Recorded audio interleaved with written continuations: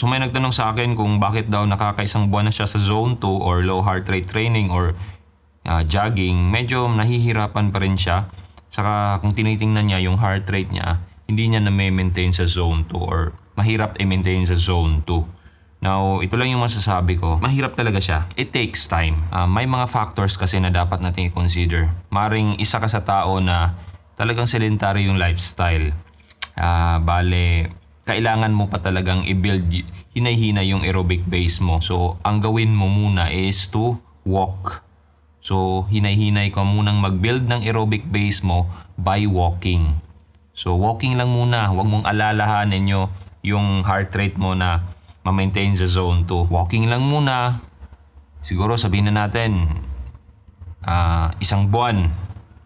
Tapos, after that, jog tapos walk. Interval mo lang yan.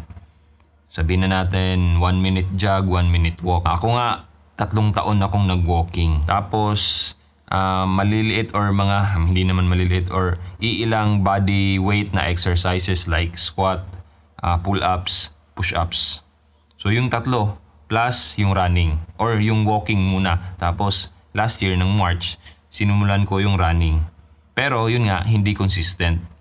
Naging consistent lang ako noong June. Doon ako nagsimula ng low heart rate training or zone 2 na training. From walking, syempre, medyo napadali na lang yun yung transition sa running. Pero yung heart rate ko talagang mataas pa rin. So, nahihirapan pa rin akong ma-maintain yung zone 2 heart rate ko. Yun nga, anong nalaman ko yung zone 2 na training or low heart rate training, it took me siguro ilang buwan din. I mean, hanggang ngayon, nag-zone 2 pa rin ako. 8 months na. So, from 10 minutes per kilometer, naging 7 plus minutes per kilometer. So, gaya ng paulit-ulit kong sinasabi, 99% ng training ko is zone 2 lang. So, now kung magtatanong naman kayo kung effective ba siya, well, effective siya. In fact, kanina, nung sumali ako sa isang fun run, 12 kilometers, nag-PR na naman ako sa 10K. Although, hindi ganun ka laki yung gap ng PR ko sa last PR ko sa 10K kasi ang PR ko ngayon is around 1 minute lang yung gap niya from 50 or 1 plus minutes from 54 something to 53.27 yata. So, around 1 plus minutes yung nabawas lang sa PR.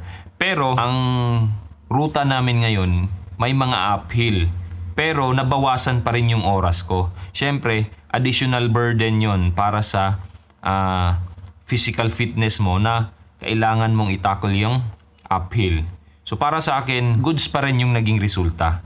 And to think, zone 2 lang yung mga training ko. So, ganun siya ka-effective. So, sa mga doubters dyan na magsasabi na kailangan mo mag-speed work, yes, kailangan mo. Kung talagang gusto mong sabihin na natin maging specific or race specific yung training mo.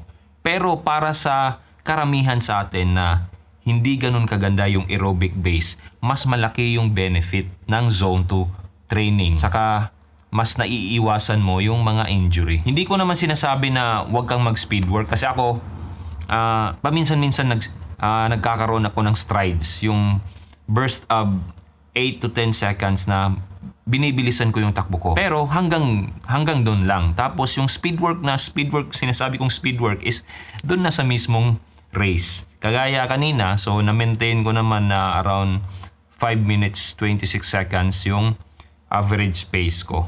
Actually, nung simulang or first kilometer, na-maintain ko yung 4 minutes 42 seconds.